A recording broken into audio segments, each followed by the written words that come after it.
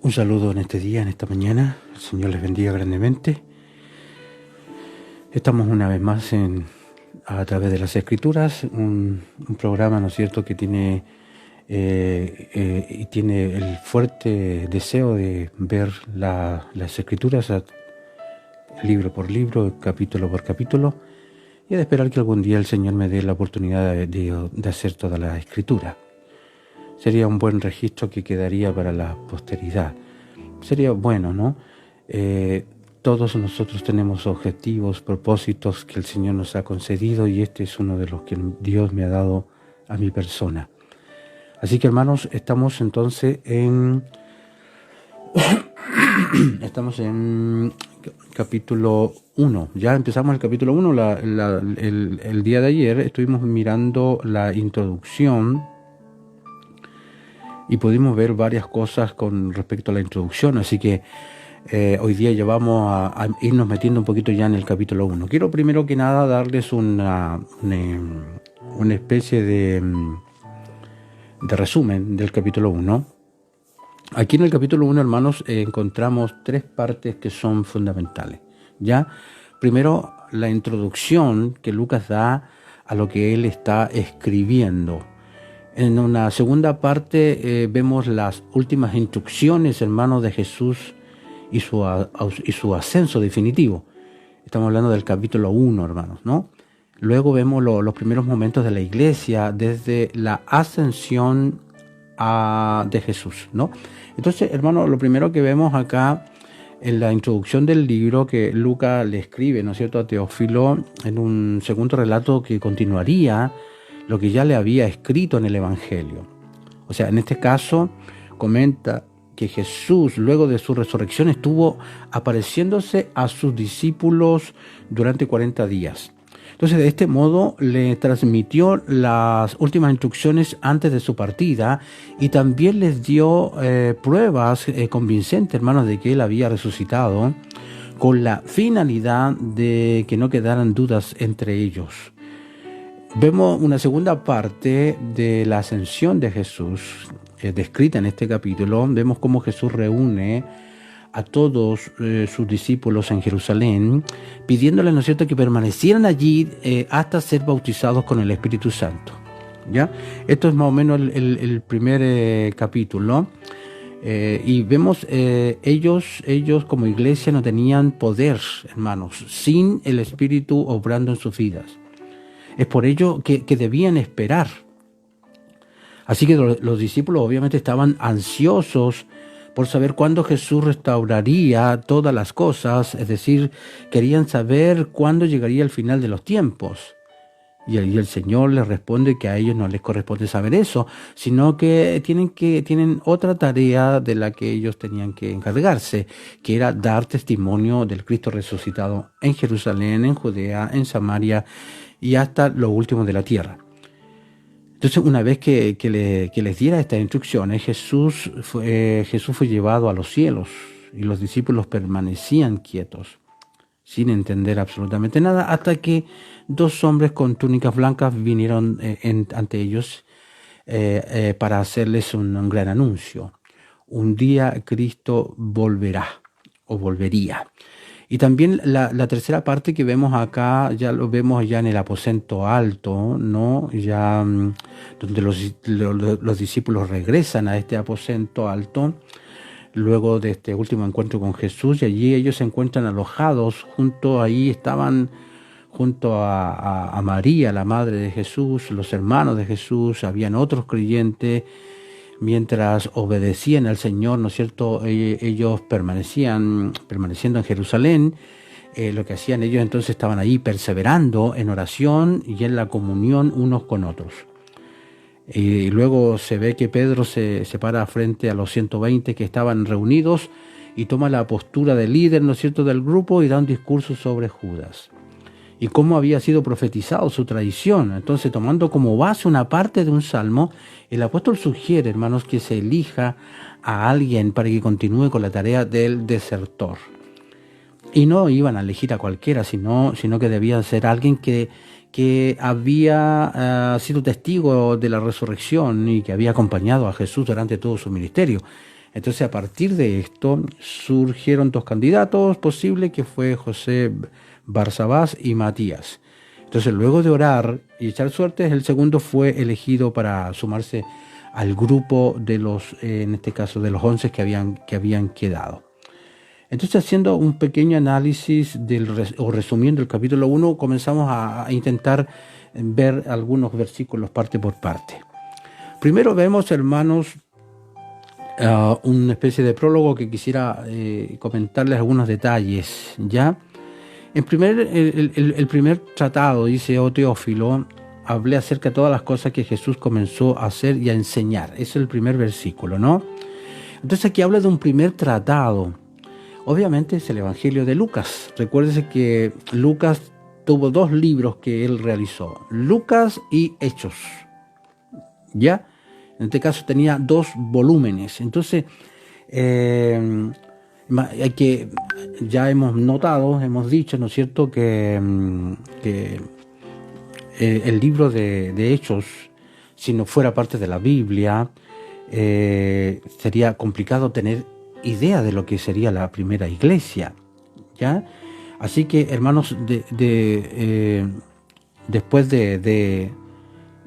vemos, hermanos, cómo Pablo escribe a todos sus seguidores o a todos los creyentes que están en Roma, y quién era Pablo, cómo es que llegó el Evangelio de Jerusalén a Roma. El libro de los Hechos contesta estas preguntas, ¿sí? Él contesta estas preguntas y vemos que un gran erudito del Nuevo Testamento ha dicho que el título, se recuerda que eso lo veíamos ayer un poquito, puede ser ¿Cómo trajeron las buenas nuevas de Jerusalén a Roma? ¿Ya? Ese podría haber sido un título, digamos. Ahora, la expansión de Jerusalén a Roma fue una historia bastante notable, y humanamente hablando, el cristianismo no tenía absolutamente nada a su favor. No tenía dinero, no tenía líderes probados, ni tampoco tenía herramientas tecnológicas para propagar el Evangelio. Y obviamente enfrentaba un montón de obstáculos, era absolutamente nuevo, ¿no es cierto? Enseñaba verdades que eran increíbles para un mundo que no era regenerado, así que fue objeto, hermanos, de los más intensos odios y persecuciones por muchos años, por mucho tiempo, ¿no? Así que eso está escrito en el estilo literario de la traducción griega del Antiguo Testamento, conocido como la Septuaginta, y vemos cómo Lucas puede escribir en un estilo diferente. Lucas, y esto, fíjate que es algo deliberado, probablemente se consideraba a sí mismo como registro de la historia sagrada, ¿no? Eso más o menos lo dice un escritor, ¿no? Ahora, realmente el Nuevo Testamento no nos dice mucho acerca de Lucas, que fue lo que vimos ayer también. Sabemos que era médico, sabemos que era un gentil, sabemos que era un compañero muy fiel de Pablo, ¿ya? Y incluso hubieron críticos que pensaban que Hechos era una especie de novela romántica nomás de la iglesia primitiva, y que fue escrito más de 100 años después de los eventos que supuestamente ocurrieron. Pero hay otro escritor como William Ramsay, por ejemplo, que fue un arqueólogo muy notable, era un erudito bíblico, y comprobó, fíjate, que el registro histórico del libro de los Hechos es absolutamente preciso en cuanto a las prácticas, en cuanto a las leyes, en cuanto a las costumbres, del periodo que dice registrar. Entonces, definitivamente es la obra de testigos contemporáneos. Entonces, a mediados de la década de 1960, otro experto, White, experto en la historia greco-romana, escribió sobre los hechos lo siguiente. Decía que la estructura histórica es exacta, decía. Entonces, en términos de tiempo, en términos de lugar, los detalles son precisos y correctos. Así que como documento, eran documentos narrativos que pertenecen a la misma serie histórica, ¿no es cierto?, que el registro de juicios provinciales e imperiales de fuentes epigráficas y literarias del primer siglo y del principio del siglo también. Entonces, para Hechos, la confirmación de la historicidad era abrumadora, o sea, no había nada que decir. Cualquier intento de rechazar su historicidad básica no tenía por dónde. Incluso en los detalles que da Hechos, así que era prácticamente absurdo negar la historicidad de los libros de los Hechos. Así que todos daban por sentado desde hace mucho que era un libro preciso, ¿no? De hecho, Juan Calvino escribe de que este es un tipo de tesoro extenso. Otro escritor como Lloyd Jones, él le dice al libro de los Hechos que es el más lírico de los libros, ¿ya? Otro dice, vive en aquel libro, te exhorto. Es un tónico, decía, Stott decía eso, es el mejor tónico que conozco en el reino del Espíritu. O sea, porque Hechos involucra la obra del Espíritu Santo como un impresionante. O sea, diríamos que el protagonista principal del libro de los Hechos es el Espíritu Santo, hermanos. Así que ahí luego ya comienza entonces a hablar de Teófilo, y Teófilo podría haber sido, como dije, vuelvo a repetir algunas cositas que dije ayer, ¿no? Esto podría haber sido un cristiano, quizás deseando instrucción. Él podría haber sido un oficial romano, siendo enseñado por Lucas de la historia del movimiento cristiano. O el nombre podría haber sido simbólico también, porque el nombre Teófilo significa amante de Dios. Entonces, en la introducción del primer volumen, cuando hablamos de Lucas 1:3, Lucas se dirige a Teófilo, pero se dirige de una manera diferente. Se dirige con un título que le dice excelentísimo. Entonces, obviamente, era una manera de dirigirse a las personas de un oficio alto, digamos, de un rango muy alto. Entonces, como Hechos acaba con Pablo esperando juicio de César, porque así termina Hechos, Pablo estaba esperando el juicio del César. Algunos se han preguntado si Lucas, ¿no es cierto?, Lucas y Hechos no son resúmenes de defensa. Algunos dicen, no, para dar trasfondo del caso de Pablo. Era como que Lucas estaba haciendo toda una historia, recorriendo la historia de la iglesia cristiana y que era para poder defender a Pablo, ¿no es cierto? Así que Lucas llegó a Jerusalén con Pablo en Hechos 21:17, se fue con él otra vez, ¿no es cierto?, en el viaje a Roma, en Hechos 27:1.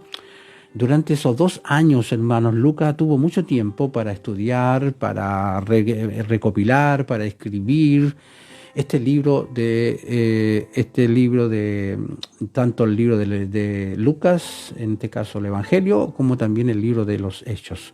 Así que los antiguos libros se escribían en rollos, ¿no?, en papiros, y era práctico tener un rollo, ¿no es cierto?, de aproximadamente 25 pies de largo.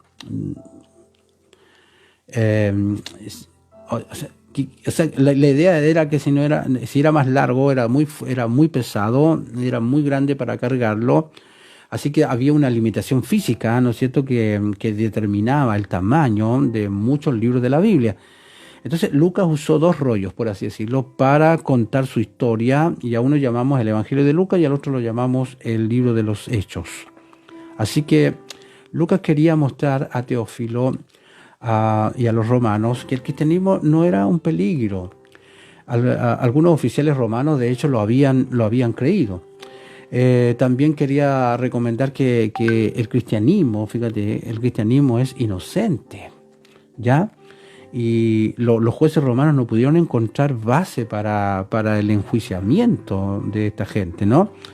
También quería mostrar que el cristianismo era legal, como el verdadero cumplimiento del judaísmo, que era una religión. El judaísmo era una religión aprobada en el Imperio Romano.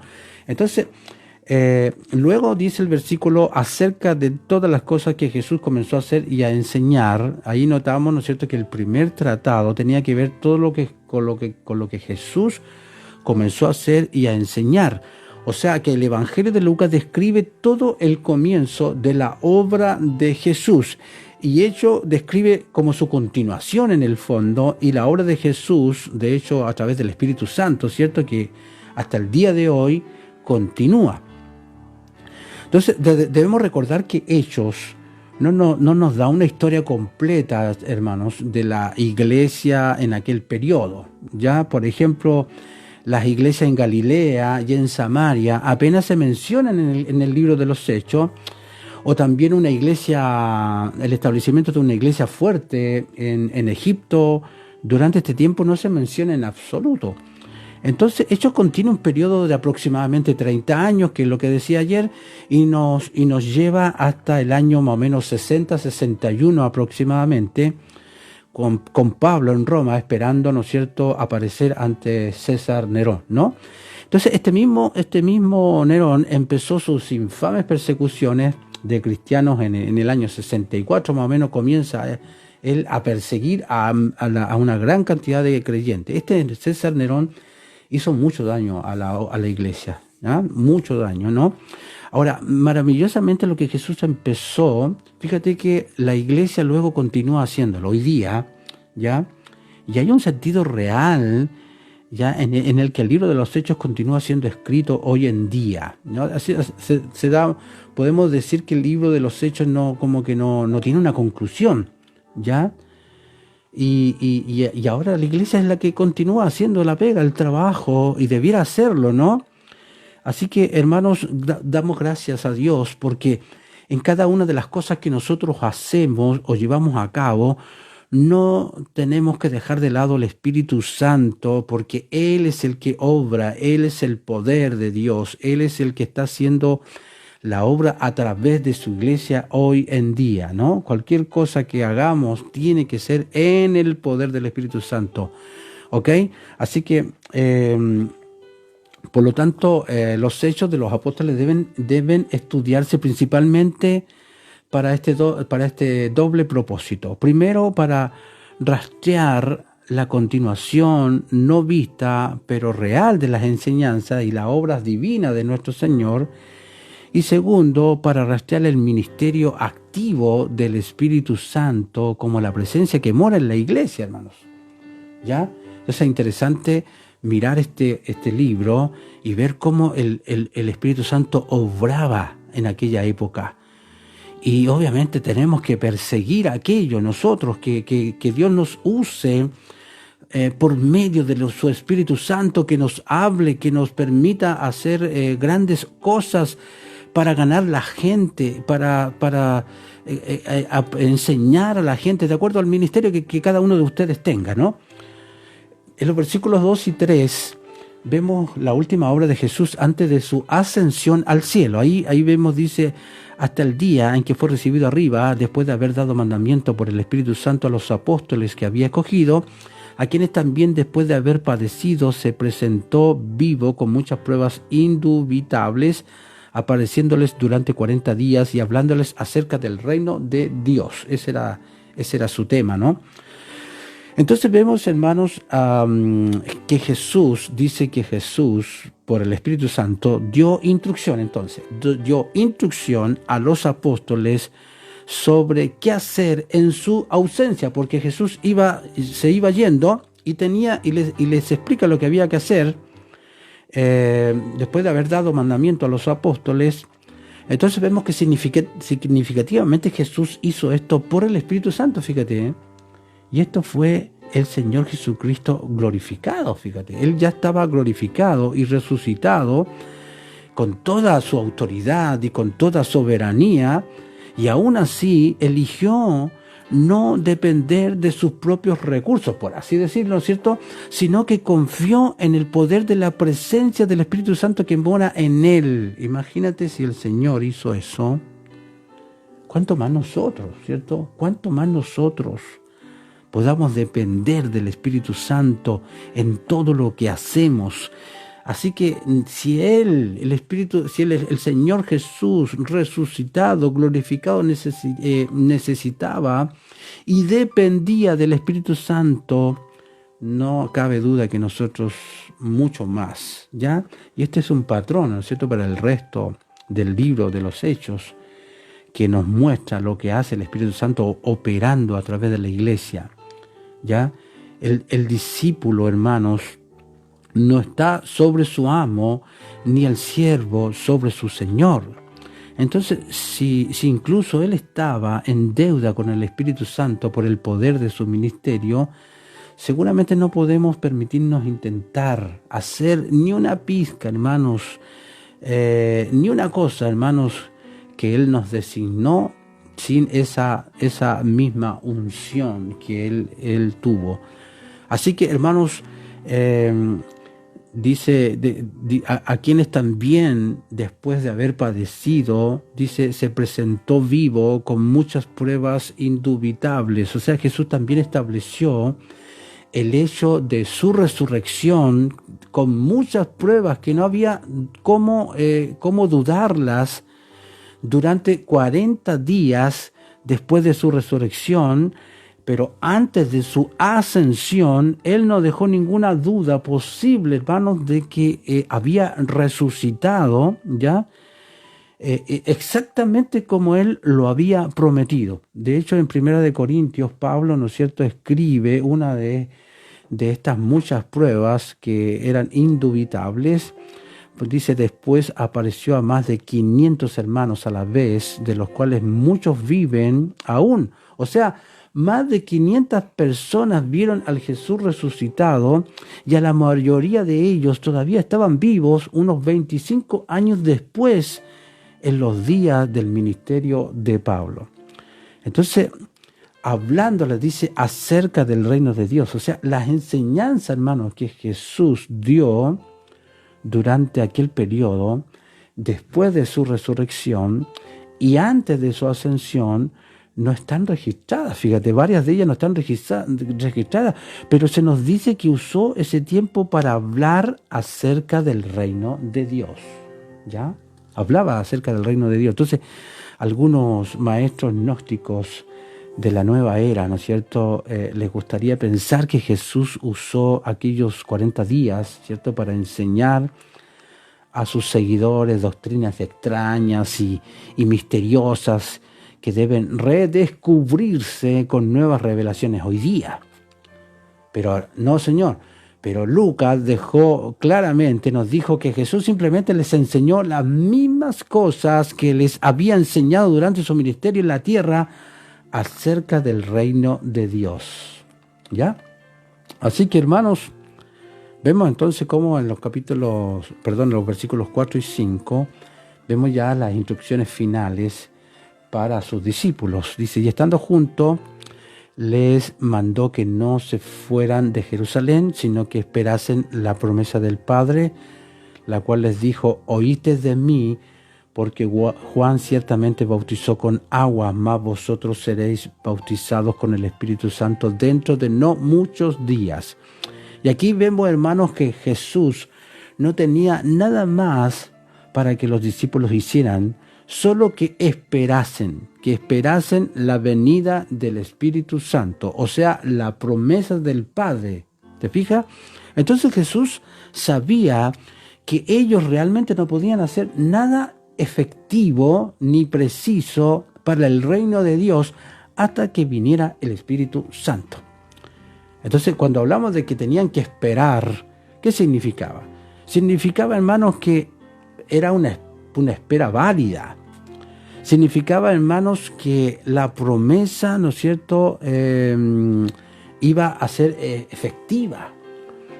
Significaba, hermanos, que ellos debían recibirlo y que no podían crearlo ellos mismos. Tenían que recibirlo del Padre.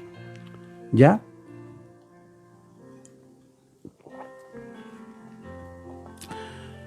Cuando hablan de que tenían que esperar, también significa que serían probados al esperar. Al menos un poco, ¿no? Entonces, cuando habla de que mandó, cuando habla de la promesa del Padre, bautizados con el Espíritu Santo, este es otro ejemplo de cómo el hecho de la Trinidad, hermanos, ya que hay un Dios en 3 personas, está entretejido, fíjate, en la estructura del Nuevo Testamento. Y aquí vemos que Jesús habló de la promesa del Padre y que es el advenimiento del Espíritu Santo. Entonces esto es significante, que este advenimiento, que esta llenura y que este empoderamiento del Espíritu Santo es llamado entonces la promesa del Padre. Entonces muestra que debemos esperarlo con una ansiosa anticipación. O sea, una promesa del Padre solo puede ser algo hermoso, lindo, algo muy bueno para el creyente. Y muestra, hermano, que es confiable. Muestra que es confiable. El Padre nunca promete algo que no cumple. Muestra también que la promesa pertenece a todos sus hijos, porque viene de Dios como nuestro Padre.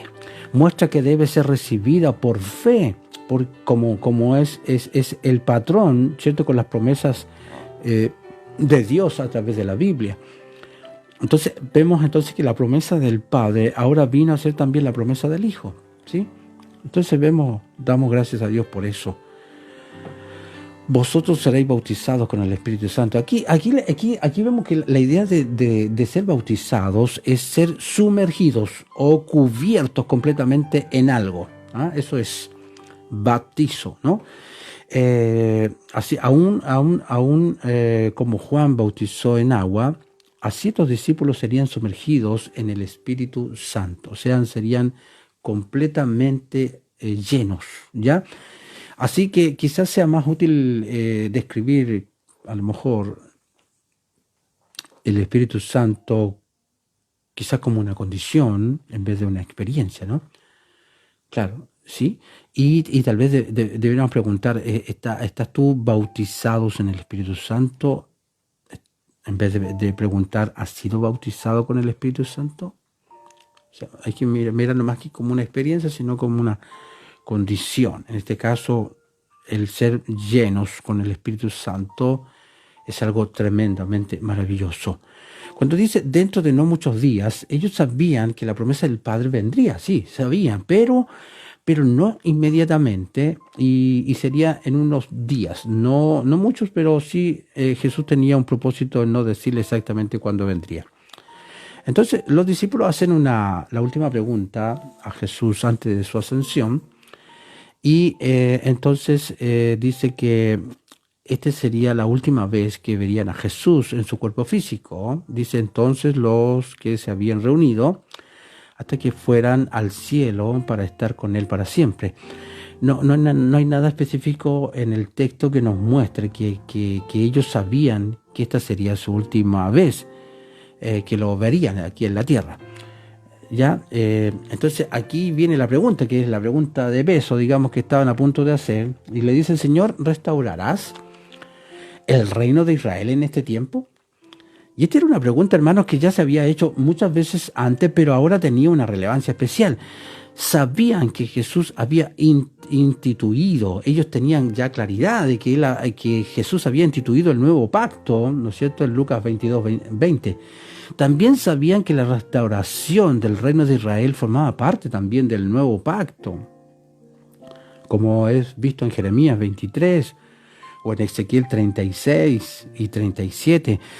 De hecho, fíjate que era razonable, hermanos, que se preguntaran cuándo se cumpliría el resto del nuevo pacto. Entonces, la respuesta de Jesús en los siguientes versículos también indica que no los regañó, tampoco los corrigió por haber hecho la pregunta. Simplemente les dijo que no era para ellos saber la respuesta. Y fíjate que, hermanos, el verbo restaurar muestra que esperaban un reino político. ¿Te fijas el detalle? La mentalidad que tenían ellos, los judíos en especial. Ellos creían que era un reino político y territorial, digamos. De hecho, cuando habla del sustantivo Israel, que esperaban un reino nacional.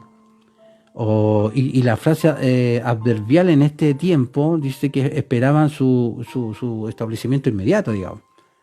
Tanto como en cuanto a terreno y en cuanto a si iban a dejar de ser esclavos o dependientes de Roma. Fíjate que estaban ellos pendientes de la parte terrenal, hermanos. Y seguro que los discípulos sabían las muchas profecías del Antiguo Testamento que describían, ¿cierto?, el renacimiento espiritual y nacional de Israel.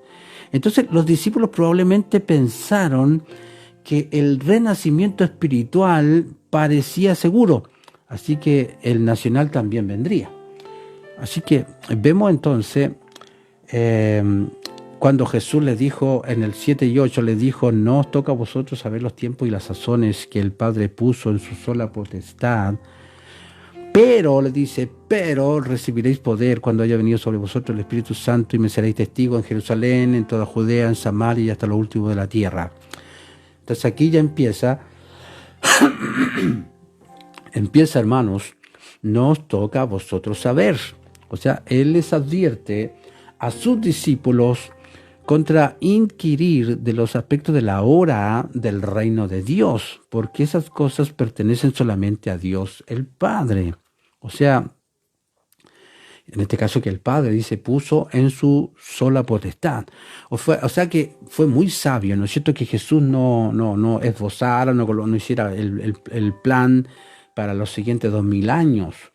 Era bueno, ¿no es cierto?, que los discípulos no supieran que la restauración completa del reino de Israel que esperaban que ocurriera, ellos supieran, por ejemplo, bueno, va a ocurrir 2000 años más. No era inteligente ni era sabio decir aquello, porque ¿qué creen ustedes que podría suceder? ¿O qué podría haber pasado? Seguramente se habrían desanimados en el trabajo que tenían que hacer en ese momento, y seguramente a lo mejor podrían menospreciar el aspecto del reino de Dios que estaba presente con ellos. Entonces, al mismo tiempo, Jesús nos dijo que no habría restauración para el reino a Israel. Simplemente dijo que la especulación acerca de la hora y de la fecha de esta restauración no era apropiada para ellos. Eso fue todo lo que dijo, ¿no? Así que, pero recibiréis poder, dice. O sea, si el reino nacional que querían sería retrasado, el poder que necesitaban no lo sería.